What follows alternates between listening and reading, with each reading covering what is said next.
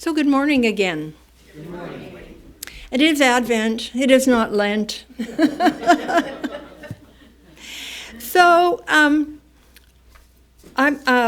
my talk is kind of picking up on an intermittent thing that we've been doing here at Unity of Salem, which is how has Unity affected and changed our lives. And I've been a member of Unity for 26 years, 19 years at Reverend Victoria's former ministry in Lake Oswego and West Lynn, and 7 years here at Unity of Salem. And I'm going to share a little bit about my spiritual life before coming to Unity, how I got to Unity, and some of the highlights of my experience at Unity and what it has meant in my life. So I grew up in a family, in a home that just didn't talk about religion, didn't talk about spirituality, it just was not a subject. I do remember my dad one time, somebody I think was talking about heaven. I'm not sure whether it was heaven and hell, but I do remember heaven. And he said, it's a lot of bunk. My mom, whose name was Rose, went to Catholic boarding school. The family wasn't Catholic, and she was a non-religious family, but they lived in on a remote ranch in an area that often didn't have enough kids for school. And she loved the nuns. She adored them. She admired them. In the keepsake box that I went through, her stuff as a kid, there was her missal and her holy cards and her rosary. But I do remember one time her saying that when she was in a catechism class, which was required for her to attend, even though she wasn't Catholic, that at some point the nun looked at her and said, "Oh, Rose, Rose of the doubting eyes." So that was kind of my background. We went to weddings and funerals. That's how we got to church. But I also remember awe at looking at being, having the moon pointed out to me, and a lot of respect for the land and nature and humanist values of kindness and respect for one another.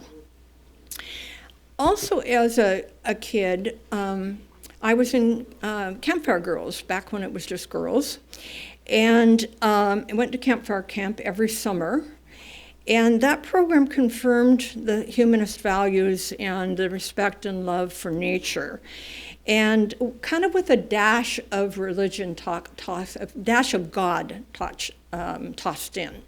Here and there, the word God would come up. We would sing grace before meals at camp, that kind of thing. Some scattered remembrances from grade school were that there was a Bible bus in the parking lot of my public elementary school. We're talking 1950s, okay? And if you had a slip from your folks, you could go out and do Bible bus. Well, I must have learned what it was about a little bit or something. And so I got permission, and so I went to Bible bus. And we sang, and so I learned the Old Rugged Cross and Rock of Ages and songs like that. And if you memorized enough Bible verses, you'd be presented one week, and the next week you would, show that you'd memorized it. You got a scholarship to church camp. Well, I never went to church camp because I went to Campfire Girl camp, but I memorized the verses. I have no idea what was prompting me to want to go out to Bible bus. I did attend church with a friend in grade school. Well, she was actually more of like a neighbor acquaintance. I went 6 times to her church so that she could get gold cross earrings. I also decided, I think I was like maybe around 6th grade, that I was going to read the Bible from beginning to end. I got stuck in the begats, so I never got anywhere with that. In junior high, I went through my Catholic period. I did have my best friend was Catholic, and I went to Mass with her every Sunday for a couple of years. I knelt and it was Latin. It was in Latin. I knelt at the right times and stood at the right times and did the mea culpa at the right times, and I did rosary, and I did rosary at home. I asked my mom if I could use her missal, which I really didn't read, and her rosary beads. And then we kind of friends drifted apart, and so that was the end of my Catholic experience, my direct Catholic experience. At some point, I think I was like a younger teenager, somewhere in there. I remember standing in my bedroom and for whatever reason was thinking of hell and the concept that people go to hell. And I remember thinking, God wouldn't do that. So just looking at those bits and pieces that I remember now, they do, as minimal as they were, I think that they represented a child's journey, even a quest, even a spiritual quest, as spotty and minimal as it was. So fast forwarding to adult time, I pretty much didn't think about God, religion, spirituality, anything. I got married with a minister because that's what you did. When our daughter was born, she was baptized to please her paternal grandmother, and that was about it. Have always sung Christmas songs, and not just Silver Bells, which I love really, but the actual hymns, and never really, and what I experienced from them was the spiritual experience of hope and faith and sometimes joy and an uplifting. So I got a spiritual experience from those. So that was alive and well in my adult life. Also, simultaneously, I developed antagonism towards traditional Christianity because I did not approve of the fact that they excluded people. I didn't like the idea that if you believe something different, that you were damned, or depending on, what kind of Christianity was, minimally you were in limbo, basically, in purgatory or whatever. I didn't like that idea at all. And then what about all the people who never even heard of Christianity? I mean, what was their hope? So I didn't like that. The other thing I didn't like that fed my judgment, I'm judging, right? Because I had to judge before I could be antagonistic. My judging was that some people in some of the denominations also wanted to exclude people in everyday life. They wanted to deny them, ban them from all the benefits of society. So, but when I was 38 years old, there was some stuff going on in my life that I joined a 12-step program. And that's a separate story. But I will want to share that I went into that program at the atheist end of the agnostic scale. And I struggled with the spiritual side of the program. The program had a lot of practical things I could do, a lot of ways I could change my behavior, different kinds of things, but I just struggled with the spiritual side. After I had been in well, let's see. I'm gonna drop that for a minute. I'm not. After about 5 years, I went to the beach with Clay, my not yet husband, and we. It was in the spring, and it was raining. It had been raining a lot, and there were these cliffs, just if you can imagine these cliffs with all these gorgeous colors and strata and so forth. And I felt connection with the cliffs. I became one with the cliffs. That was on a weekend. The following Monday, I went to my 12-step group, and there was this sorry, Garth. There was this, he'll have to edit that out. So there was this urn of beautiful, beautiful peonies, and there I was, one with the urn. And it was like, oh my gosh, these were spiritual experiences. And what it caused me to realize is that I thought subconsciously, at some level, I didn't recognize that I was a spiritual being. I thought I didn't have spirituality. Now I've got straight hair. My mom had straight hair. My sister had straight hair. And we used to joke around about how we were standing behind the door when God gave out curly hair. Okay? So at some level, some subconscious level, I thought that I was standing behind the door when God gave out spirituality. And those experiences with the cliff and with the Punies changed things for me. It made me recognize that, no, I was mistaken. And my spiritual growth in that program progressed more. It's an ongoing thing forever, but I made more progress. Also during that time, I joined a New Thought church, not Unity, and I attended regularly, and I even helped with the youth program, but I think I was there less than a year, which to me means wasn't right place, wasn't right time. So in 1988, when I was 45, my sister Louise died, and I needed a minister, and because the family had charged me with finding the minister. So I reached out to the minister of the New Thought church that I had attended, and she declined, but she referred me to Reverend Victoria Etchemendy. And so I called the Reverend, and she said, yes, she would do a service for my sister. And I said, don't make it too religious, not knowing a whole lot about Unity, but.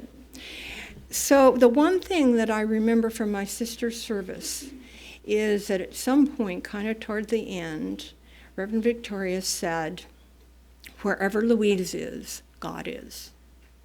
And I remembered that. And that stuck with me, and that comforted me. 10 years later, my mother passed away.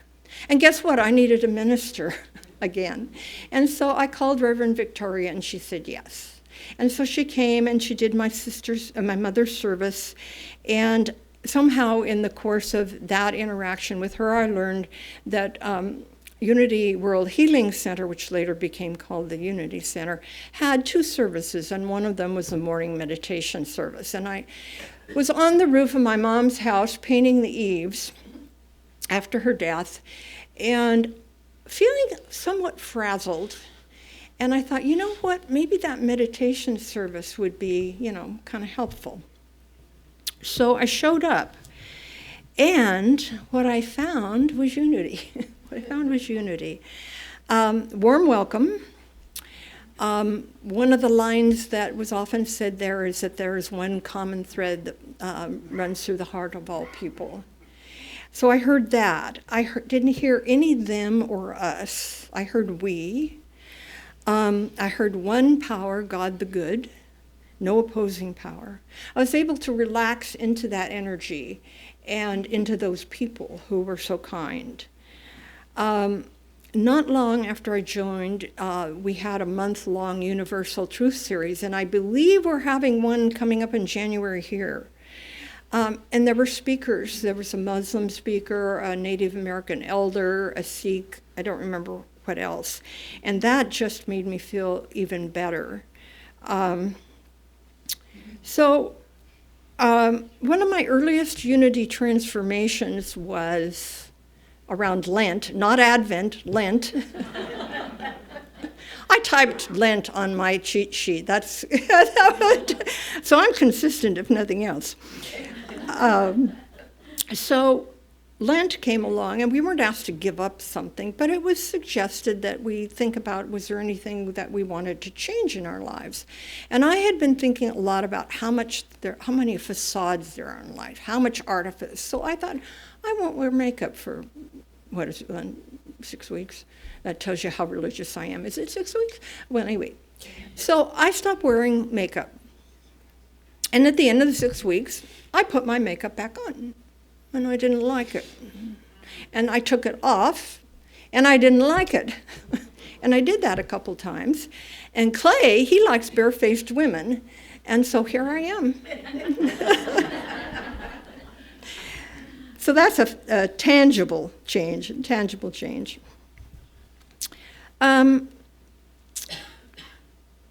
Over time, I grew in that fellowship in faith and in belief in possibility.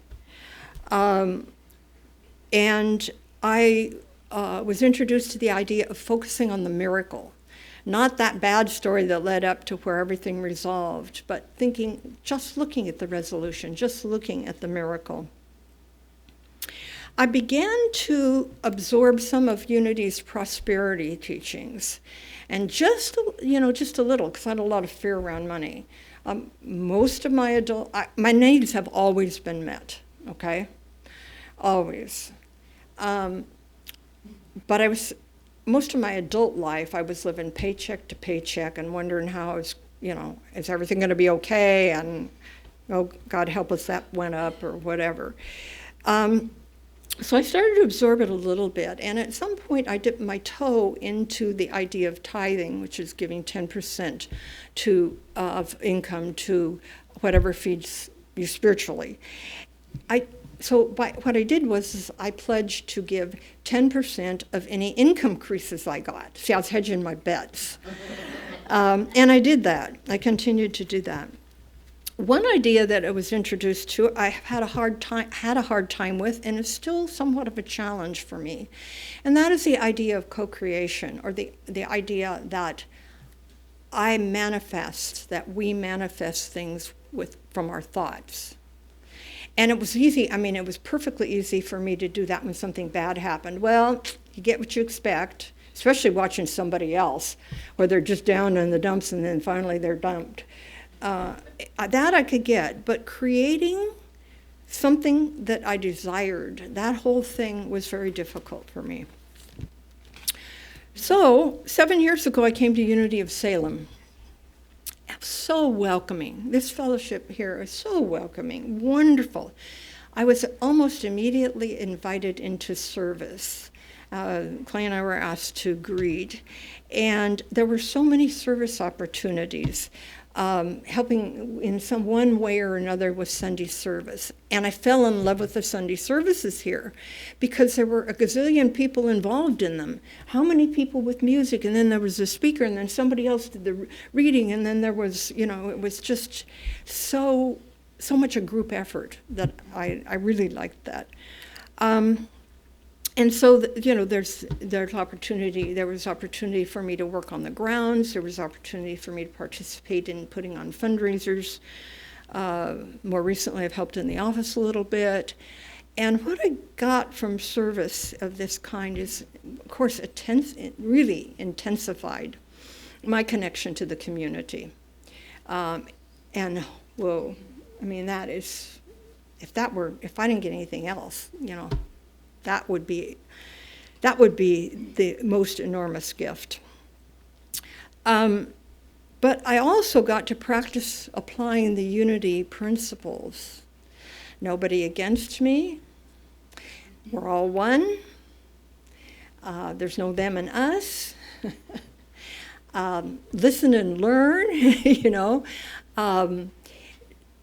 try to understand the other person's thoughts. We had a series earlier in the fall that got into these things of not taking things personally, and I won't go back over that, but it was really, I give a plug for service because it's really was a great place for me to put my theoretical unity life into practice.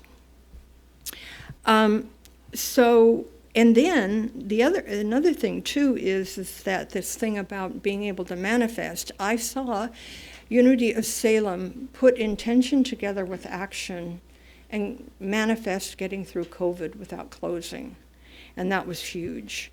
That and Mervyn Victoria's talk last week, for me personally, was really great on manifestation. It just reminded me and somehow spoke to me in those words. Coming to church every Sunday, almost every Sunday, is really great because I will hear the same thing, and then I'll hear kind of the same thing a different way, and then I'll hear it in a way that I get it. And I'm really grateful for that. I'm going to close, let's see. Yeah, and I want to say that I still struggle with believing in my own power to manifest.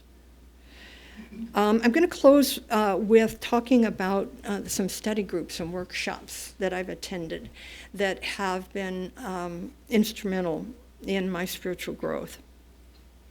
Right after we moved to Salem and came to Unity of Salem, there was a Quest book study that went on all year, and before service, and I attended that, and one of the things that I remember from it was that I don't need more faith.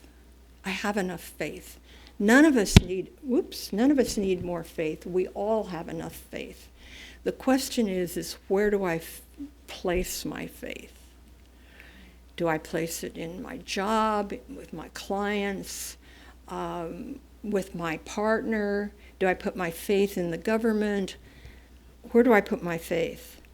Am I putting my faith in that one power that goes by many names, whatever you want to call it? Do I put my faith in, this is big, that I do somewhere buried in with me have the ability to have a stronger connection with that higher power?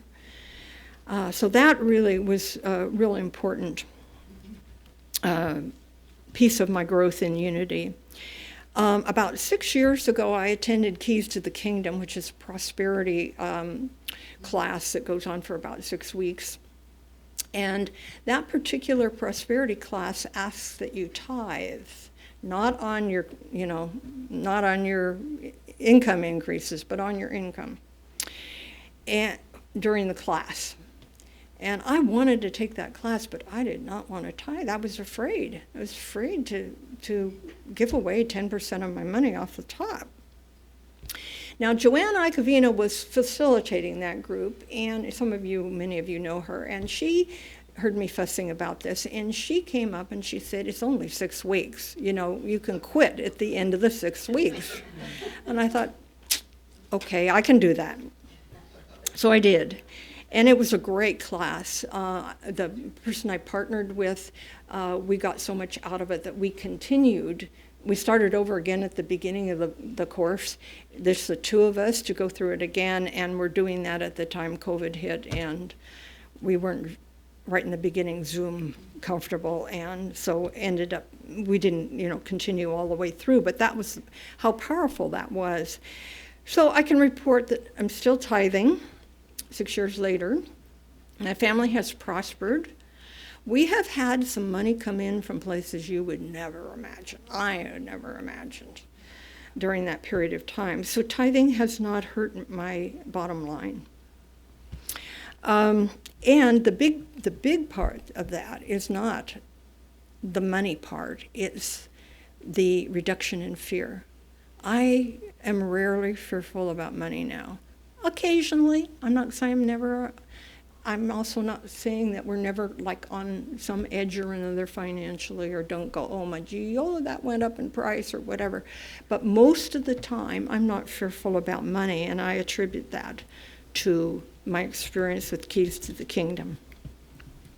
And then during COVID, we had a Zoom study on the Untethered Soul by Michael Singer. And it's about consciousness, that's a short version.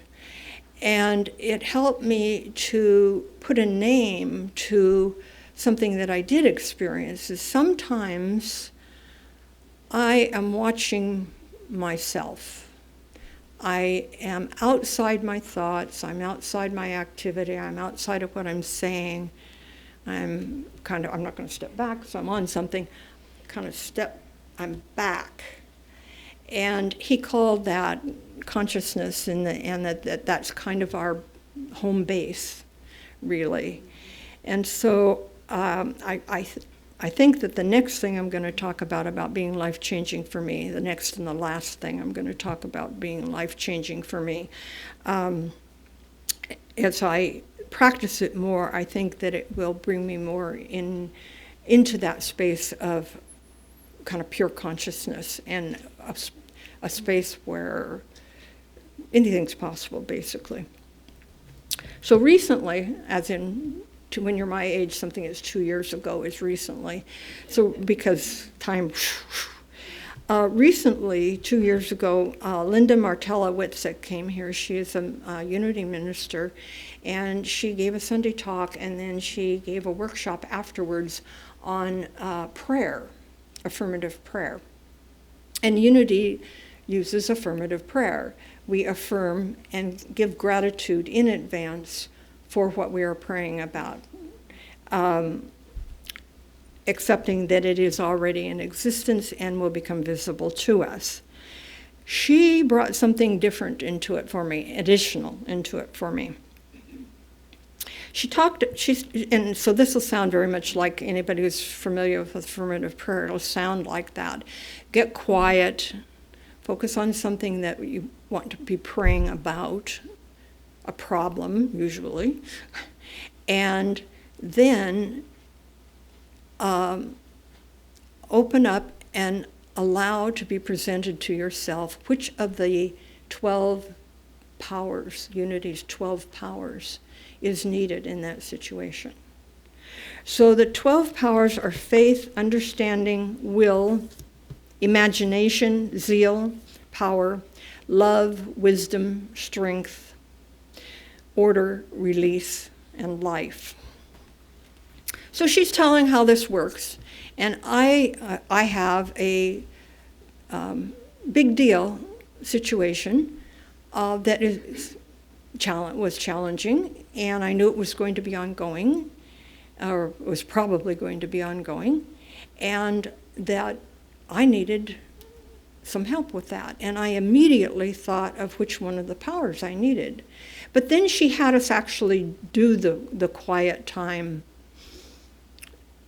meditate on the situation, and then open up to which of the powers, completely different power than the one I chose. And it has really, really been exactly what I needed since then, to show up in my life, in that particular part of my life, in a way that is effective, and two, allows me to be comfortable with myself in the situation. And so it transformed my prayer practice. That's how I pray now. So what's ahead? Well, I aspire to pray more. I want to delve more into the 12 powers and the different facets of them and the characteristics of them. And there are several books about that. There's a book called The 12 Powers. Linda Martella Witzig's book is called Audacious. What is it called? Sorry about that. Can't remember the name of the book. So I want to do that. And I want to memorize them. I had to read them today. If I want to be able to call on them, if I want to be able to use them in my life spontaneously, not just in prayer, I'm going to need to remember what they are. So I want to memorize them. I want to find and connect more with the spirit within. And I want to align myself with the energy of the one, so that I can draw from it to serve myself and to serve others. I want to continue to listen and learn, especially around those areas that I struggle, like the whole concept of manifestation, around those ideas that other people know are true because they have experienced those things, but I'm just not there yet. And lastly, I want to continue to show up for my spiritual journey, because I do have faith, today's theme, I do have faith that if I keep at it, more will be revealed.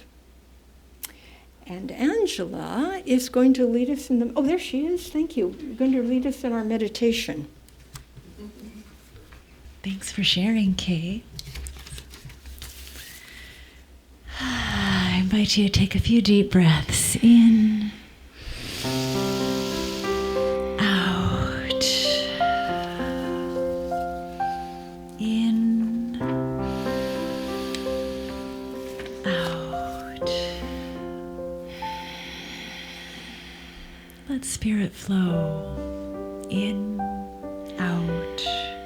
through you in this moment.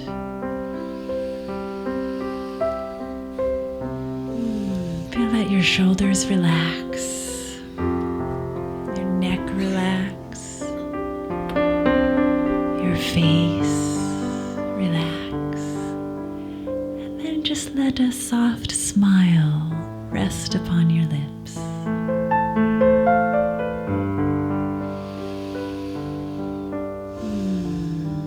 Now take that journey from your head and just slide down to your heart.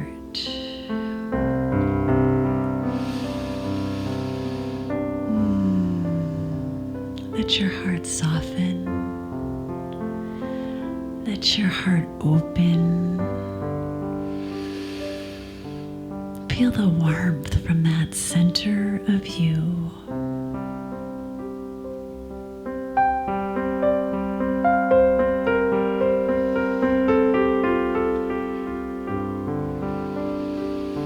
Open your heart to receive the gifts of the Spirit, the gifts of this season.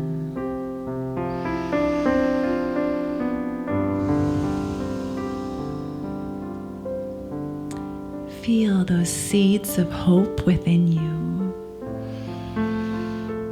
the longings you carry deep within.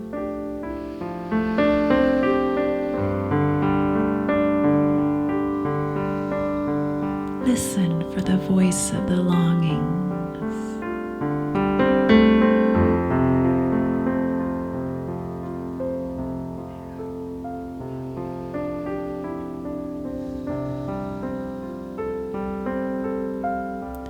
Feel within your heart that faith,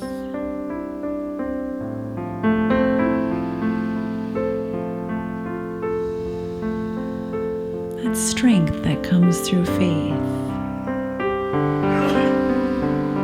that inner knowing that right in that center core of you, in that warm heart space, resides the One.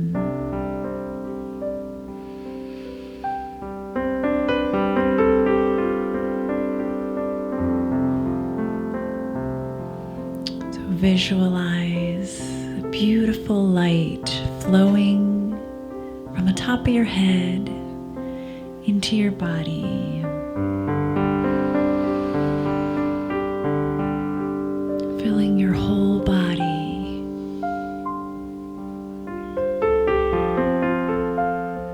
Feel how the light sparkles within you. See how the hope you carry is a light all through you.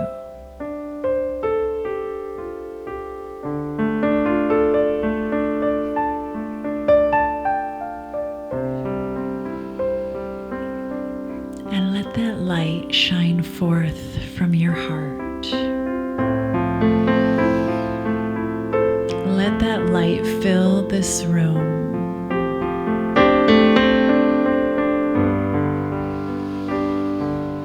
Let it surround you as you walk about today.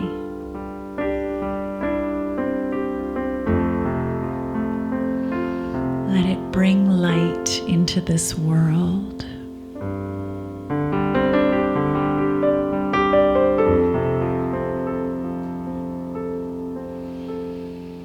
Breathe.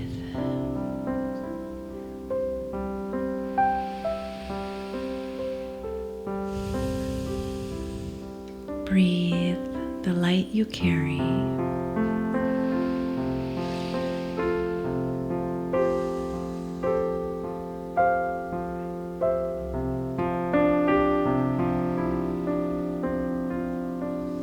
The light you are. And allow the light to flow through you in this moment and the next and the next.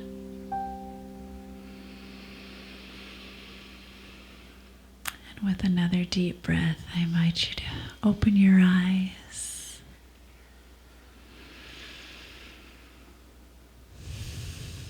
Thank you for sharing that moment.